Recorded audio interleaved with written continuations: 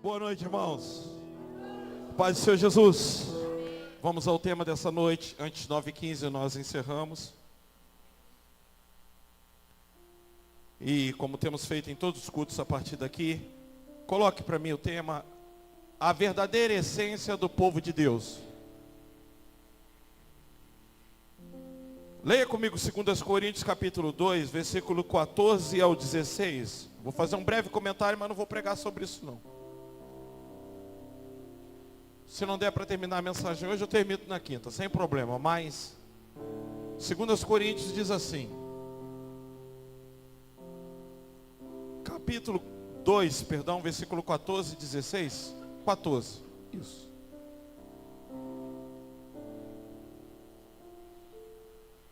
Isso. E graças a Deus que sempre nos faz triunfar em Cristo. E por meio de nós, repita comigo, manifesta em todo lugar a fragrância do seu conhecimento. Porque para Deus, repita comigo, porque para Deus somos o bom perfume de Cristo. Vamos repetir isso? Porque para Deus somos o bom perfume de Cristo. Quem é que gosta de perfume? Levanta a mão. Nós costumamos conhecer algumas pessoas por perfume. Tem algumas pessoas que usam só um tipo de perfume e eu quando namorava na época, eu só gostava de um tal de absinto. Eu era conhecido por aquele cheiro. Tem gente que tem um perfume próprio, você consegue identificá-la por aquele cheiro. Vilela teve uma visão, eu nunca vou esquecer, ele disse que via pessoas aqui fora, cegas, elas eram cegas, e elas procuravam a igreja pelo olfato, elas procuravam a igreja pelo cheiro. Não tem muito tempo, ele está trabalhando hoje que ele me contou isso foi muito profundo, isso me tocou muito forte. As pessoas querem sentir o cheiro de Cristo em nós, procuram um perfume de Cristo, e o cristão ele exala, ele tem essa essência, o cheiro de Cristo.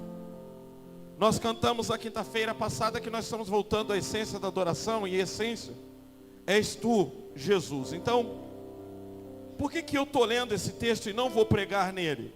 Porque eu quero mostrar algo a vocês que eu tenho falado, e como pastor eu preciso ensinar. Põe o significado de essência, por favor, na tela. Significado de essência: a própria existência, o que constitui a natureza de um ser, de uma coisa. Essência humana, substância aromática extraído de certos vegetais. Extrato, perfume, essência de baunilha, essência de rosas. Então eu venho falando com vocês, irmãos, que há 3 tipos de sermão. Eu como pastor, eu preciso ensinar isso para vocês. Como teólogo também, como professor de teologia. Existe o sermão temático, o sermão expositivo e o sermão textual, que são 3 estilos de pregação. O sermão expositivo, você vai ler o texto e vai expor o texto na íntegra. Primeiramente você vai falar o que foi o texto naquela época para eles, o contexto histórico, a época, o porquê que foi escrito. Vai ter que fazer uma exegese, que é o que a gente chama de uma apuração do que foi para eles aquela passagem bíblica na época. Depois nós vamos fazer uma aplicação ou uma contextualização daquilo para os nossos dias. Como aplicar em nossos dias aquilo. Esse é o sermão expositivo. O sermão textual é aquele em que você lê o texto e comenta o texto. E nós temos o sermão temático. O sermão temático é considerado de todos o mais perigoso de pregar na igreja. Por quê? Porque nós corremos o risco de não tirar o tema da Bíblia. Nós corremos o risco de criar um tema e pegar os versículos e aderir ao tema. E aí quando eu falo que a verdadeira essência do povo de Deus, e eu pego um versículo do Velho Testamento e eu entro num contexto falando de relacionamento, que agora nós temos no nosso apacentar, e o pastor Joel, eu posso falar isso com propriedade, porque ele escreve no apacentar, e às vezes quando ele vai pregar, ele não usa nem o texto que está no apacentar, e também não faz isso, e ele é muito bíblico, então ele escreve ali, você imagina que ele está escrevendo, mas quando ele vai pregar para a igreja, ele é totalmente bíblico na hora que ele vai para a igreja do Manda Aqui. Se eu não me engano, quem pregou hoje foi o pastor Vanderlei, parece que eu vi, não foi ele. Eu não pude assistir porque onde eu estava ruim de internet. Então, quando se fala da verdadeira essência, eu tenho um tema que fala disso, eu tenho um tema específico, eu tenho um texto específico, que fala que a verdadeira essência é Cristo, e que eu exalo esse perfume que é Cristo através da minha vida. Eu não tenho como mudar isso, eu não tenho como extrair o texto, eu não tenho como fazer isso, senão eu violo a palavra, e aí Deus não aprova o que eu prego. Então, certamente, quando ele vai aplicar para a igreja do Manda Aqui, por mais que quando a gente vai ler, porque nós temos no apacentai ou num sermão, nós temos o tema, nós temos o texto, que é o versículo bíblico que nós vamos ler, e nós temos o corpo, que é o entendimento daquilo que quer se tratar. E quando o pastor Joel ele vai para o corpo do apacentai, ele fala da importância dos relacionamentos e do problema de quem se isola. Então, ele vai falar que a essência do povo de Deus ali é se relacionar.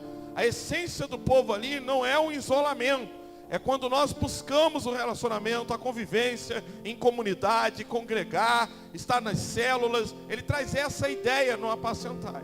Se eu falar que essa é a verdadeira essência, eu violo o texto bíblico, eu violo a essência da própria palavra. Então, orando a Deus, eu tenho semana que eu sou assim, ou eu sou inspirado no tema, ou eu sou inspirado no versículo, ou no texto, ou eu sou inspirado no corpo do apacentai.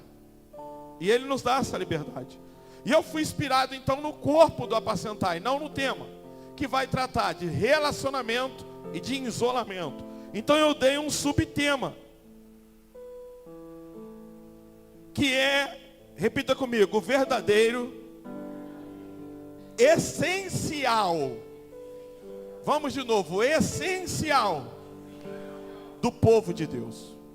Então eu vou falar do que é essencial para nós, não do que é essência. Essência é Cristo, porque nós exalamos o bom perfume de Cristo. Nós não temos que inventar nada, a essência é Ele. Não tem mais nada no Novo Testamento que vai dizer que o cristão tem que ter de essência, a não ser isso, exalar a essência, o bom perfume de Cristo, porque a essência vem de cheiro.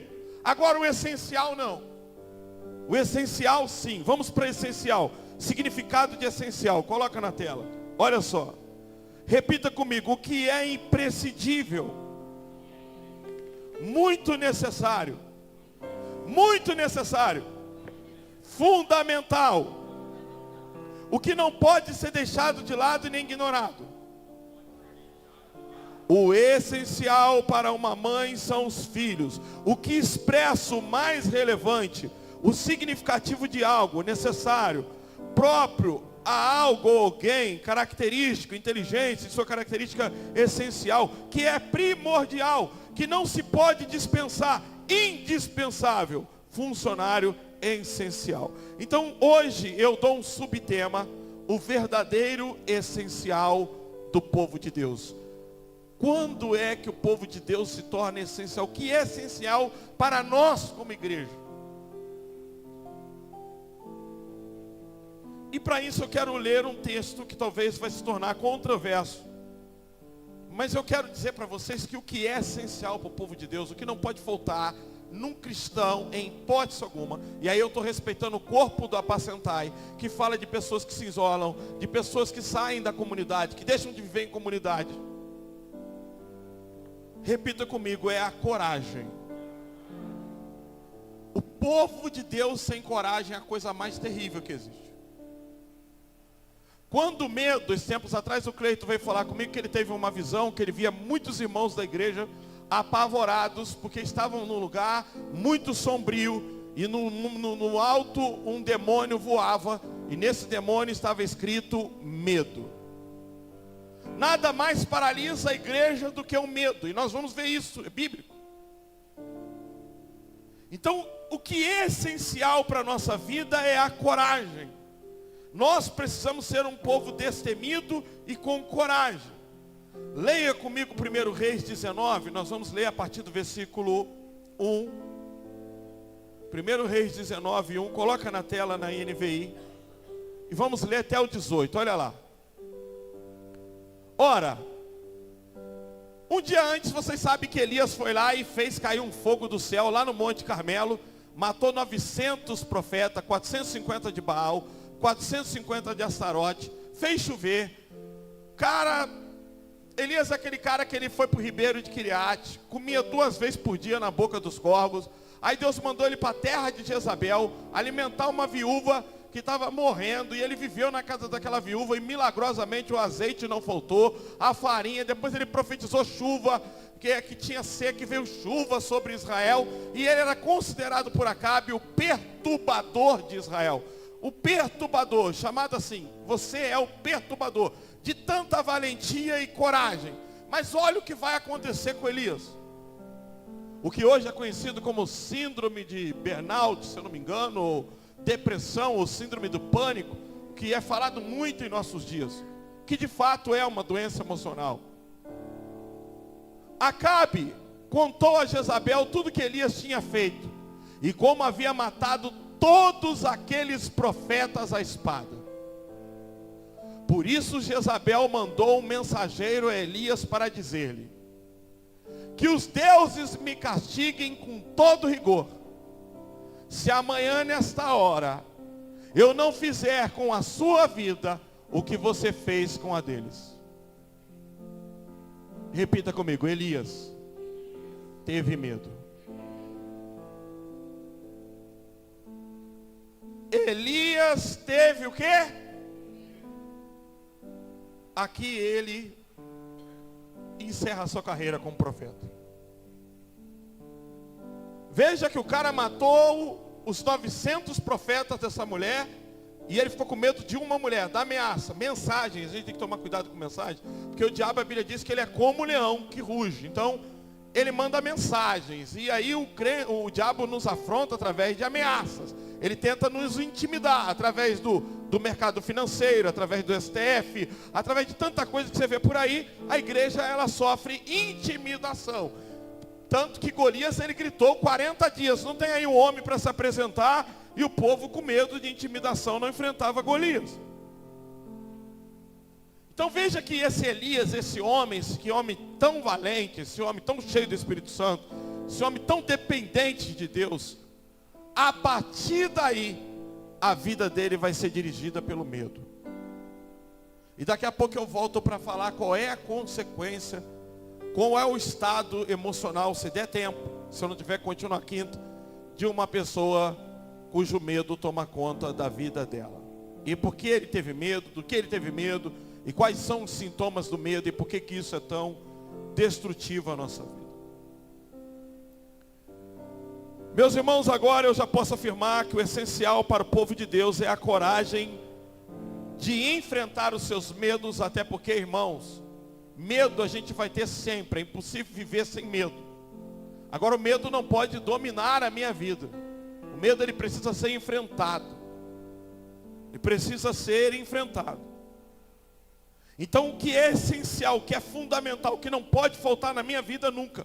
Eu não posso viver como cristão intimidado, eu não posso ficar com medo, eu não posso viver acuado, eu não posso deixar que o medo tome conta da minha vida.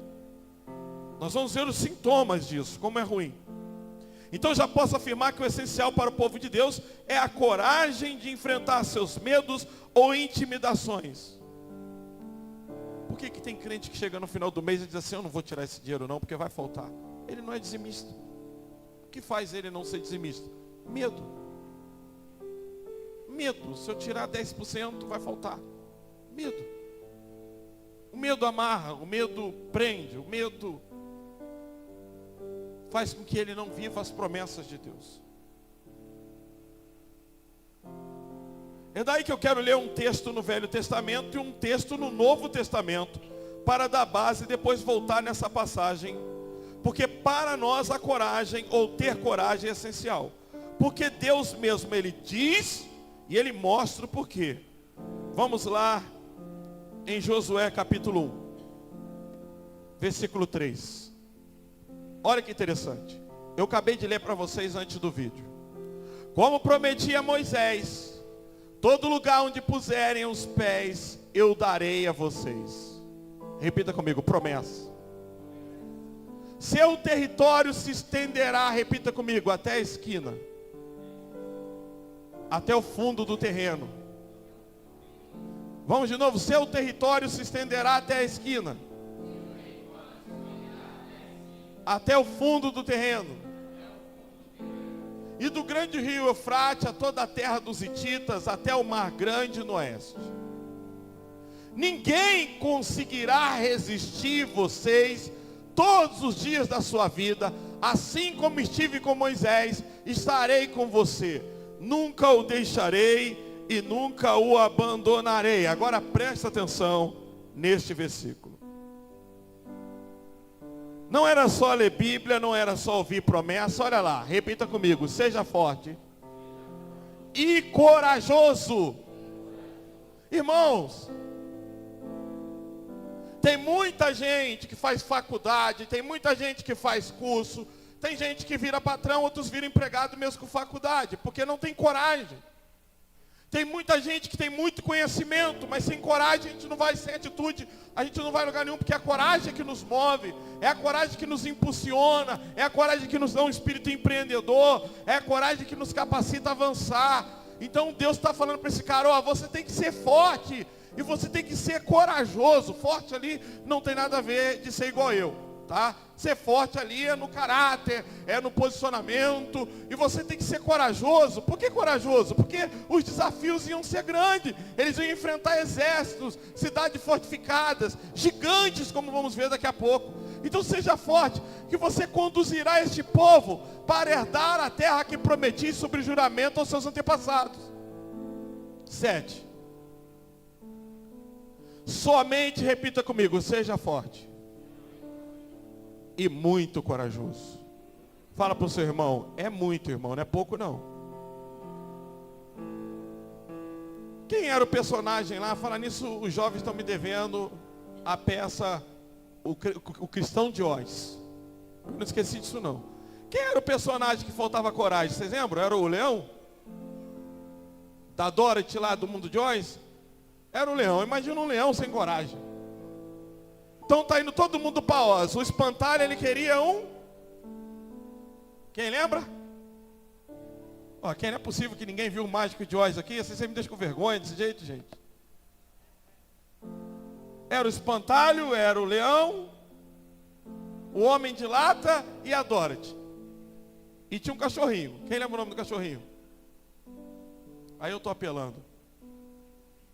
Mas veja, irmãos, somente seja forte. Fala para o seu irmão, muito corajoso. Então pensa nos desafios que o cristão vai ter e o povo de Deus vai ter. Rapaz, vocês estão querendo comprar 3 terrenos e você não tem dinheiro nem para botar o ar-condicionado no lugar. Eles são muito doidos. Vocês são muito loucos. E se você souber quantas vezes eu ouvi palavras contrárias, não vai dar, não dá para chegar, não tem como. Outro dia alguém ainda até sendo bom comigo, ainda falou, pastor, essa visão é para os nossos filhos, né? Ainda tentou aliviar. É os nossos filhos. Falei, não é para os nossos filhos, nós vamos deixar para eles. Vamos viver isso em nome de Jesus. Vamos arrebentar essa parede. Em breve vocês vão ver essa parede no chão para a glória do nome do Senhor. Nome de Jesus, diga comigo, parede. Você já caiu. Em nome de Jesus, você não existe. Amém. Temos que ter muita ou pouca coragem. Aí quando você vai para Atos, capítulo 4. Por que eu falei que eu vou usar um versículo no Novo e no Velho? Atos 4, a partir do 23. Olha só. Presta atenção como coragem é essencial. Lembra de essência essencial. O que é essencial? Cristão sem coragem, irmãos, é um cristão que nós vamos ver com os sintomas de Elias. Quando foram soltos, Pedro e João voltaram para os seus companheiros. Ó, apacentar e falando de relacionamento, de não se isolar. Pedro e João voltaram para os seus companheiros e contaram tudo que os chefes dos sacerdotes e os líderes religiosos lhes tinham dito. Ouvindo isso, levantando junto a voz a Deus, dizendo: ó soberano, tu fizestes os céus, a terra, o mar e tudo que neles há. Agora veja bem, tu falastes pelo Espírito Santo, por boca do teu servo, o nosso pai Davi. Por que se enfurece as nações? Porque a ONU, Organização das Nações Mundiais, quer ideologia de gênero, quer inclusão, quer casamento com homem, mulher com mulher, quer tirar o nome do gênero. Irmãos, você já conseguiu ver essa semana uma matéria de um japonês que se transformou num cachorro? Será que você já viu isso ou você não viu isso? Virou literalmente um cachorro. E que daqui uns dias você não vai poder declarar o sexo do teu filho enquanto ele não escolher. Por que há essa organização mundial conspirando contra o Evangelho, contra Cristo? Por que nós temos tanta coisa para aprovar e vamos aprovar a liberação de um porte de 5 gramas de maconha, e o Gilmar Mendes ele quer que libere todas as drogas? Mas a pergunta é, de onde será tirada essa droga? Que o cara vai extrair, ele vai no posto de saúde, vai ter um controle como tem os remédios, ou ele vai comprar na mão do traficante? E o cara que vende, que usa, vai ficar devendo e vai aumentar o roubo, porque agora não vai poder prender mais, o cara pode carregar até 5 gramas com ele. E o que os caras fazem hoje é ficar com um pouco na mão, deixar guardado um pouco no lugar para entregar e buscando, agora vão poder andar com uma boa quantidade. Por que o nosso Supremo Tribunal Federal está fazendo isso? Agora eu te pergunto, aonde é que vai buscar a droga? E gente comemorando, fazendo vídeo, agora eu posso fumar à vontade, agora eu posso. Essa sociedade sem valor, esses ministros do STF que conspiram contra os valores da palavra. Nós que vivemos em sociedade, que não nos formamos juízes, que não tivemos oportunidade de chegar onde eles chegaram, temos mais moral, temos mais senso de sociedade, de moralidade. Eu que tenho 2 filhos presos, que se isso acontecer são beneficiados com isso. Vivi 8 anos da minha vida, minha esposa sabe. Esse dia foi uns caras lá em casa e falou: você colocou teus filhos na cadeia, me ameaçando. Porque foi eu que entreguei as drogas, foi eu que denunciei, foi eu que disse: não aceito isso, agora liberou. E 8 anos eu sofri com isso, quase morri de depressão. Um dia, Fernando trabalhando na loja, eu liguei para ela e disse: vem para casa, porque eu estou chorando, eu estou com vontade de sair andando, eu estou com medo de ficar em casa, com síndrome de pânico. 8 anos lutando contra as drogas, para agora eles lá e liberarem. Porque não sabe o mal que isso faz na família, não sabe o dano que isso faz no pai e na mãe. Um filho viciado em drogas quer liberar todo tipo de droga. Gilmar Mendes quer liberar o crack, a cocaína, a maconha. Está pensando que eu estou brincando? Vai ver matéria e vai ver jornal, que eu nem estou aguentando ver mais. Porque parece que tudo está conspirando. Olha lá, ó.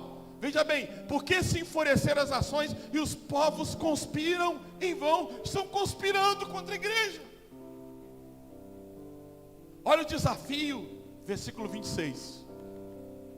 Os reis da terra se levantam, e os governantes se reúnem contra quem? Contra o Senhor, contra o seu ungido. Jesus disse: se me perseguiram, vão perseguir a vocês. Os reis da terra, a ONU, se levantam contra o Senhor. Por isso que aquele que está vindo aqui atrás de bênção, aquele que baseia a sua vida com Deus nos prazeres momentâneos: minha família é bênção do Senhor. Está na hora de acabar com esse evangelho de campanha. Está na hora desse negócio de campanha para a restauração do casamento. Seu casamento está ruim, teu marido te traiu, tua mulher te traiu. larga ele, vai viver outra vida. A Bíblia diz, se houve o adultério, é fim do casamento, fim de assunto. Acabou esse tempo de a gente ficar perdendo tempo. Se ele não é bom o suficiente para você ser fiel a ele, ser leal a ele, se isso está havendo traição, reconstrói a tua vida, acha um homem que presta. Mas é um tempo da gente sair do pecado, sair dessa vida de alto e baixo, de ficar escorregando e partir para uma vida de santidade, mergulhar no Senhor. Mas acabar com esse negócio na igreja, de ficar tratando situações que elas se repetem. Nós não estamos vivendo mais esse tempo de ver campanha pela família, é encontro de casais, tem que ter isso. A igreja está cheia de muleta, a igreja não pode ter muleta. O centro da igreja é Cristo, e é por Cristo que estamos aqui. Ele é o Senhor, o nosso Salvador, Ele é suficiente, e é só Ele que nós temos que oferecer. Conspiram contra o teu servo Jesus, a quem ungiste. 28. Fizeram que o teu poder e a tua vontade havia decidido de antemão que acontecesse. Agora, Senhor, repita comigo, considera as ameaças deles. Veja como é que é essencial para a nossa vida a coragem, porque constantemente o diabo está nos intimidando. É o patrão, é o emprego, é o STF, é esse governo, é a ONU. Nós somos, irmãos, nós ainda estamos tendo liberdade de culto. Daqui a pouco é gente que eu quero me membrar, mas eu sou homem, mas eu quero me membrar com o nome de mulher. Vai ter, já. Eu quero ser incluso, eu quero ser aceito na igreja como membro assim.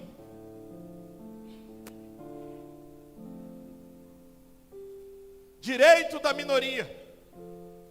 Na escola, me chama pelo meu nome de mulher. Você tem tua fé, você é cristão. A Bíblia diz que isso é pecado, mas você tem que respeitar eu. Eu não tenho que te respeitar. Direito para a minoria. E nós não temos direito nenhum. Mas temos que ser como Sadraque, Mesaque, Abidnego e Daniel. Nós temos que ensinar os nossos filhos. Ah, pastor, se o meu filho chamar o fulano, vai ser perseguido no colégio. Eu vou ter que pagar um colégio para ele, ou tirar ele de lá. Ué! É isso, para isso que fomos chamados. Esse é o Evangelho, fomos chamados para sofrer e padecer por Ele. Não é virar doutores, médicos, advogados. Nosso primeiro chamado é padecer por Jesus. Querem o Evangelho ou não querem o Evangelho? Nós queremos crescer sim, avançar sim, mas o que não podemos negociar nunca é a palavra de Deus. É engraçado quando uma lésbica ou um homossexual chega para mim e diz: eu quero que você me chame pelo meu nome de mulher, porque eu mudei de nome, eu sou ofendido. E quando eu falo para ele, e minha crença, e minha fé em Deus, e aquilo que eu creio, que Deus fez homem e mulher, quer dizer que eu te respeito, mas você não me respeita. Eu tenho que respeitar a tua consciência, mas eu tenho que ferir a minha, sendo cristão. Cadê os Daniéis que Falcone pregou, que foi para a cova do leão? Cadê Sadraque, Mesaque e Abidnego que diz: eu não me prostro diante da imagem, eu não negocio os meus valores, e foram lançados na fornalha? Está na hora de ensinar os nossos filhos a padecer por Cristo, a não se igualar, a não viver no meio. O que temos que fazer? Padecer por Cristo. Enfrentar injúria, perseguição, ser expulso, ser preso, sofrer processo. É isso aí. Esse é o Evangelho.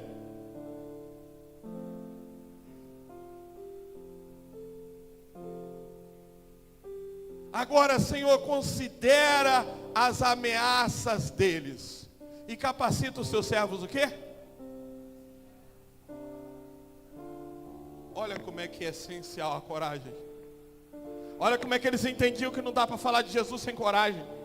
Porque se eu vou falar de Jesus para o meu patrão, você manda ele embora. Se eu fizer isso na escola, eu vou ser taxado como o pior dos piores. Se eu me posicionar, eu vou ser processado. Eu vou ser isso, eu vou ser aquilo. Precisa ter coragem para ser crente. Até um tempo atrás, nós tínhamos um presidente ao nosso favor. Agora não temos mais. Mas nós ainda temos o Senhor dos Senhores, o Rei dos Reis.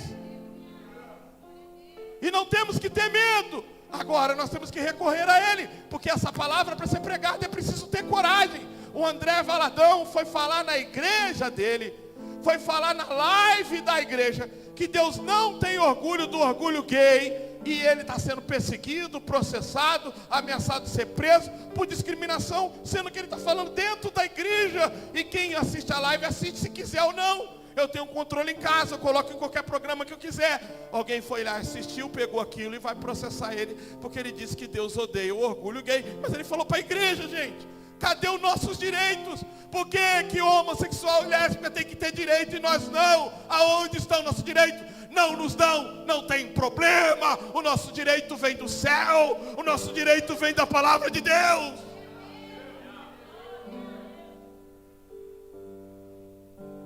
Considera a ameaça deles, porque estamos sendo ameaçados. Eles também não diziam assim: somos fortes, podemos, vamos na nossa força. Não é com a nossa força que a gente consegue seguir.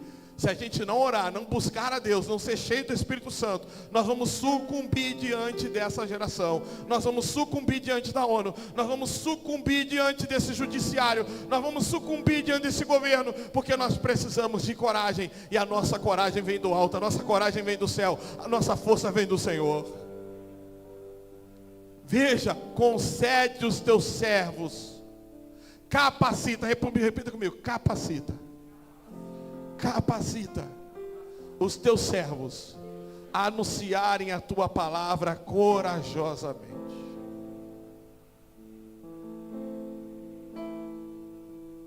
Veja como é importante. Falcone, depois você me ensina a manter esse trem aceso e sem travar toda hora. Também salvar isso aqui, porque não salva. Toda hora fica para me digitar aqui. Coragem. O fato é que o medo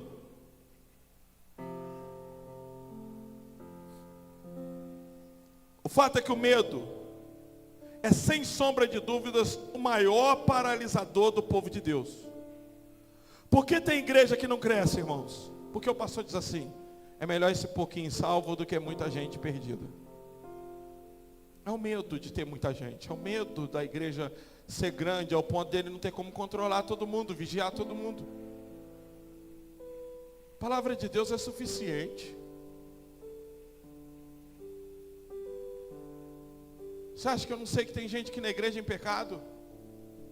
Pergunta se eu proíbo de tomar ceia. Pergunta se eu falo não dê ceia para ele. Não, a Bíblia diz: julgue-se o homem a si mesmo. Não é minha função controlar ninguém, não. Minha função é pregar a palavra. E você que está ouvindo aí, obedecer ela ou não. Não cabe a mim controlar a tua vida. Pastor nenhum foi dado essa autoridade. A Bíblia diz que eu não tenho que ser dominador do rebanho nem controlar. O que acontece ao cristão ou aos cristãos quando são tomados pelo medo? Volta lá em 1 Reis 19, a partir do versículo 3. Elias teve medo e fugiu para salvar a vida em Beceba de Judá. Repita comigo: e deixou o seu servo. Então observe você que por que Elias deixa o servo dele? Na verdade o discípulo, porque um profeta, ele tinha um discípulo que andava com ele, que quando ele morresse ia dar continuidade no seu ministério. Agora, como é que ele ia demonstrar toda aquela fraqueza para o servo dele? Então, quando a gente tem medo, a primeira coisa é afastar-se daquelas pessoas que vão ver. Porque eu estou com medo de fraquejar, eu estou com medo de falhar, eu estou com medo que aquilo que eu profetizei não deu certo, eu estou com medo que aquilo que eu falei, então deixa eu correr antes que as pessoas me acusem de ser uma pessoa que mente, que engana. Vocês acham quantas vezes quando eu falei para um povo que estava lá atrás, que nós íamos construir isso aqui, vocês acham que não dava medo? Vocês acham que falar que a gente vai aumentar, vai chegar até a esquina não dá medo? Eu estou falando que não é ausência de medo, é coragem para enfrentar esse medo. Nós temos que ter coragem, temos que ter fé. Então observe você que Elias, ele deixa o servo dele. Quando o pastor Joel fala de pessoas que se isolam, geralmente o marido abandona a casa, porque Porque o medo dele é: eu não vou conseguir suprir a necessidade, eu não vou conseguir deixar o vício, eu não vou conseguir deixar isso, eu não vou conseguir deixar aquilo. E o medo faz com que ele abandone pessoas, ele largue pessoas, ele se afaste de pessoas, ainda mais aquelas pessoas que podem confrontá-lo, ainda mais aquelas pessoas que podem lembrar ele de quem ele é. Então a primeira coisa que ele faz, ele tem medo, é deixar o servo dele, é abandonar um companheiro, é ficar sozinho. Agora a coisa mais triste: e entrou no deserto caminhando um dia, chegou ao pé de onde sentou. Vai lá para o versículo 8, por favor. Não, primeiro continua aí, pode ir para o versículo 8. Versículo 8. Então ele se levantou, comeu, bebeu e fortaleceu com aquela comida, viajou 40 dias e 40 noites até chegar no Horebe, o monte de Deus. Repita comigo: ali entrou numa caverna. Ali entrou numa caverna. Passou a noite, a palavra do Senhor veio a ele: o que você está fazendo aqui, Elias? Ele respondeu: tenho sido muito zeloso pelo Senhor, o Deus dos exércitos. Os israelitas rejeitaram a tua aliança, quebraram os teus altares e mataram os teus profetas à espada. Repita comigo: sou o único que sobrou. E agora também estão procurando matar-me. O Senhor lhe disse: saia. Fala para o seu irmão: sai da caverna, irmão. Sai e fica no monte na presença do Senhor, pois o Senhor vai passar. Então veio um vento fortíssimo que separou os montes e esmigalhou as rochas diante do Senhor, mas o Senhor não estava no vento. Depois do vento houve um terremoto, mas o Senhor não estava no terremoto. Depois do terremoto houve um fogo, mas o Senhor não estava nele. E depois do fogo houve um murmúrio de uma brisa suave. Quando Elias ouviu, puxou a capa para cobrir o rosto, saiu e ficou à entrada da caverna, e uma voz lhe perguntou novamente: o que fazes aqui, Elias? Ele respondeu: mesma coisa. Tenho sido muito zeloso pelo Senhor, o Deus dos exércitos. Os israelitas rejeitaram a tua aliança, quebraram os teus altares e mataram os teus profetas à espada. Sou o único que sobrou e agora também estão procurando matar-me. O Senhor lhe disse: volte pelo caminho por onde veio e vá para o deserto de Damasco.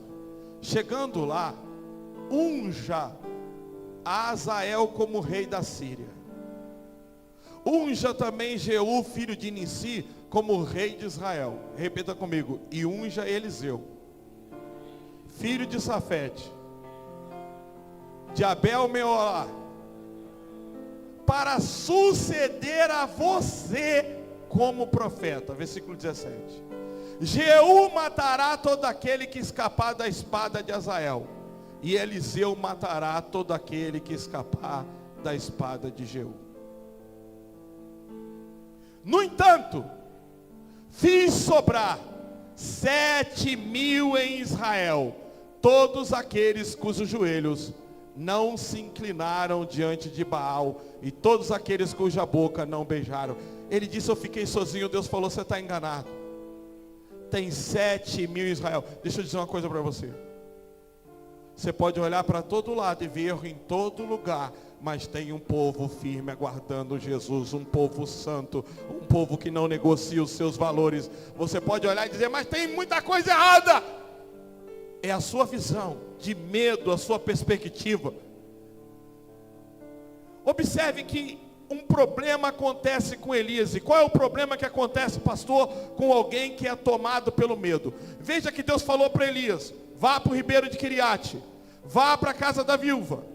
O que acontece com alguém que o medo toma conta? Repita comigo: ele passa a ser dirigido pelas suas emoções. Primeiro, ele teve medo. Medo é uma emoção, não é? Não é um sentimento? Ele teve medo, e a partir dali, ele criou pensamentos que o medo, ele foi levado: eu estou sozinho, eu não tenho mais ninguém, eu não sou melhor do que meus pais. Ele teve orgulho.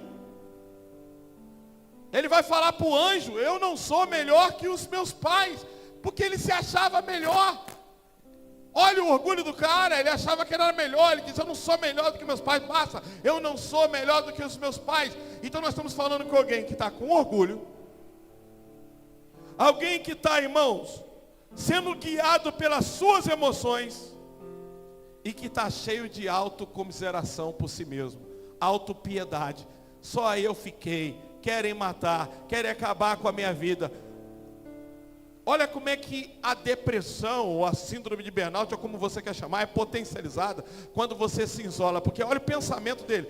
Ele passa a ser dirigido pelas emoções. Aqui está um problema na vida de muito cristão, cujo medo toma conta da vida dele. Porque não é Deus mais que dita as coisas, é as suas emoções. Então ele passa a tomar atitude segundo aquilo que ele sente. Eu sinto que o meu casamento vai acabar, então deixa eu correr, porque o medo faz com que ele haja segundo os sentimentos. Aí eu sinto que eu vou ficar desamparado, aí eu sinto isso, eu estou com medo disso, e o medo o dirige.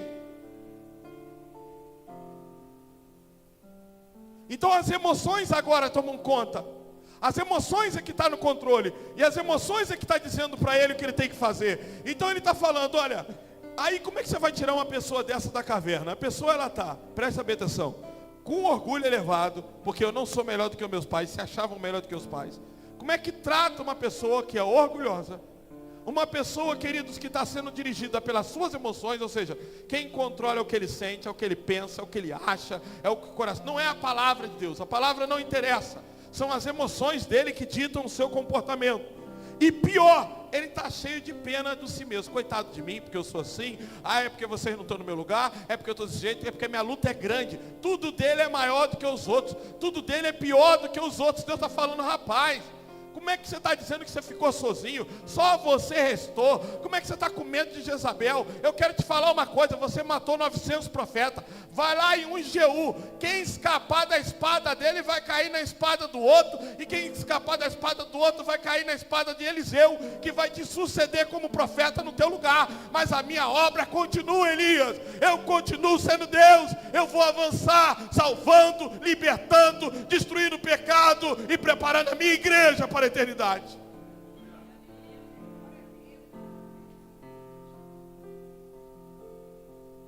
A pessoa que está com medo, ela não é dirigida mais pela palavra de Deus. Quem manda nela é as emoções, os sentimentos. Ela é tomada por aqueles sentimentos, ansiedade, preocupação, e vem acusação, tudo do diabo. A palavra não governa mais sua vida. Elias foi dirigido pela palavra, até que o medo tomou conta da sua vida. A partir dali, o orgulho, a autocomiseração, a pena, porque sabe quando você vai falar com aquela pessoa, irmão, tudo ela tem uma desculpa. Ah, é porque você não sabe, você não me entende, você não compreende, você não está no meu lugar, você não é isso, você não é aquilo. A gente não consegue tirar uma pessoa dessa do isolamento e da caverna. Não há uma possibilidade no campo humano de fazer isso. Só a misericórdia de Deus pode tirar o ser humano quando ele chega num estado tão profundo, aonde o orgulho está elevado, aonde ele diz, eu não sou melhor do que os meus pais, porque você criou uma expectativa a respeito de você. Foi você que criou essa expectativa, que você era melhor do que alguém, porque eu era melhor do que isso. Então eu crio uma expectativa sobre mim. Eu serei melhor do que o pastor Joel. E quando essa expectativa não é cumprida, eu digo basta. Mas quem elevou a expectativa foi eu. Deus nunca disse que ele era melhor do que os pais. Ele que dizia, eu não sou melhor que os meus pais. Cuidado com a expectativa que você cria a respeito de você. Isso é ruim. Eu não sou melhor que os meus pais. E aí ele está ali, irmãos, na caverna, dirigido pelo medo e pensando. Pior, imagina uma pessoa dentro da caverna, sozinho, com esse pensamento. Só eu fiquei. Só eu restei. Querem me matar, acabar comigo. Se eu morrer, a obra de Deus para. Tem gente, irmãos, que se acha a última bolacha do pacote. Ele diz, eu já ouvi o cara dizer, se eu parar de dar o dízimo nessa igreja, ela não vai para frente. Eu já ouvi. Se eu parar de dar o dízimo, e veja, ele está desviado, afastado do evangelho, a empresa praticamente quebrou e a igreja está aberta até hoje. Intimidação. Intimidação. Então Elias saiu de lá e encontrou com Eliseu, filho de Safate, e foi ungir Eliseu no lugar dele. O ministério de louvor pode subir. O que acontece com alguém que se isola? O isolamento irá potencializar tudo de negativo em sua vida. É aqui que está um dos grandes problemas.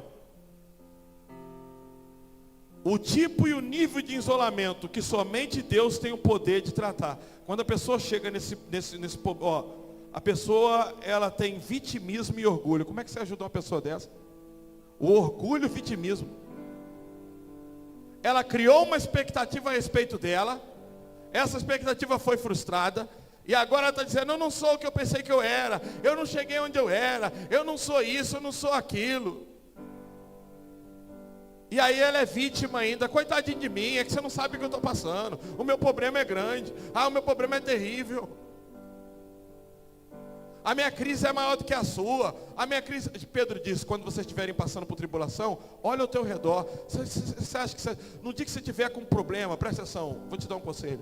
No dia que você estiver com um problema, que você achar que o mundo acabou para você, visita o hospital, a UTI do hospital, visita o hospital do câncer, visita um leprosário, visita lá onde a pessoa fica o idoso, como é que fala? Um asilo. Vai nesses lugares para você ver. Saia da caverna. Vai lidar com o próximo, vai encontrar o próximo. Quantas vezes Deus me tratou assim, eu reclamando da vida. E encontrei uma pessoa, um dia eu estava lá para casar com a Fernanda falando e eu reclamando, Fernanda, tá faltando isso, tá faltando aquilo, um litro de coca, pão com mortandela, uma menina na janela, e eu nem ligando para a menina, falando com a Fernanda, Deus não deu isso, tá faltando areia para rebocar, Deus já tinha dado quase tudo, vestido de noiva, televisão, Sky da Caracol, mas ainda faltava coisa, eu reclamando. Aí de repente eu olhei para a menina e falei, por que você está aí na janela e não quer comer? Chamei para comer. Ela disse, porque minha mãe é uma paralítica. E meu pai está internado em Petrópolis, alcoólatra. Minha mãe é uma paralítica, eu estou esperando minha tia vir que cuida de mim. Quando ela falou isso, eu disse, meu Deus do céu. Quando é ruim, quando você olha para o teu umbigo, para os teus problemas, e não dá valor à sua vida. Quando eu fui para Burkina Faso, que eu vi que lá as pessoas comem lagartixa, não via passarinho solto. Que eu cheguei no Brasil, eu falei, nós somos ricos. Nós somos ricos, porque se plantar, você colhe no seu terreno. A gente colhe em cano, o Ailton colhe alface no cano de água. Vocês conseguem entender, irmãos? Nós vivemos em uma terra boa, uma cidade maravilhosa que não tem trânsito. Tanto crente doentinho, depressivo, tadinho, coitadinho, tanto jovem.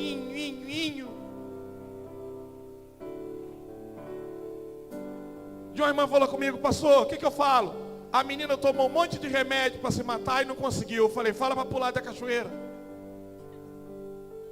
Pula da ponte, faz direito. Quer se matar, faz isso. Porque tem gente que acha que eu vou me matar. E aí você vai na casa da pessoa, você se assusta. Tem de tudo. Uma bela casa, uma bela televisão, o pai e a mãe falando, nós damos de tudo para ela, mas nada tá bom. E a pessoa quer se matar. Tem celular, tem computador, tem a comida quentinha, tem a mãe, quer se matar.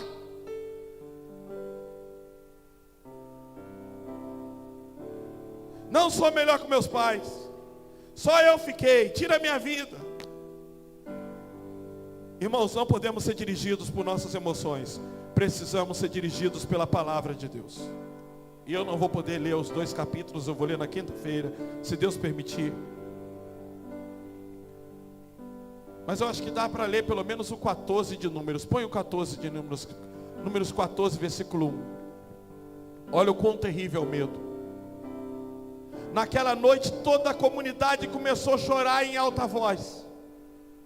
Todos os israelitas queixaram-se contra Moisés e contra Arão, e toda a comunidade lhes disse, quem dera tivéssemos morrido no Egito, ou neste deserto.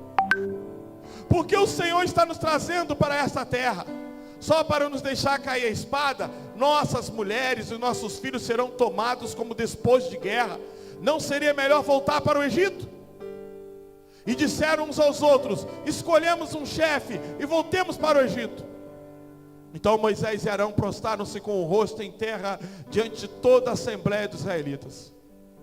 Josué, filho de Nun, e Caleb, filho de Jefoné, dentre os que haviam observado a terra, rasgaram suas vestes E disseram a toda a comunidade israelitas: a terra que percorremos em missão, em reconhecimento, é excelente. Se o Senhor se agradar de nós, Ele nos fará entrar nessa terra, onde há leite e mel, com fartura, e a dará a nós. Somente não sejam rebeldes contra o Senhor. Repita comigo: e não tem o quê? E não tem o quê? O medo impediu o povo de entrar na terra, porque viu os habitantes maiores do que eles, os gigantes, olharam as dificuldades, olharam para os problemas, as emoções tomou conta. Nós vamos morrer, nós não vamos conseguir nada. Ele está falando: para com esse medo, tirem o medo. Por isso que eu falo, o essencial para o povo de Deus, não adianta a Bíblia, não adianta a palavra, se não tiver coragem, se não tiver ousadia. Não tenham medo, povo de Deus, porque nós o devoraremos como se fossem pão. A proteção deles se foi, mas o Senhor está conosco. Não tenham medo deles. Mas, porém, todavia, a comunidade toda falou em apedrejá-los. Então a glória do Senhor apareceu a todos os israelitas na tenda do encontro. E o Senhor disse a Moisés: até quando este povo me tratará com pouco caso? Até quando se recusará a crer em mim, apesar de todos os sinais que realizei entre eles? Até quando?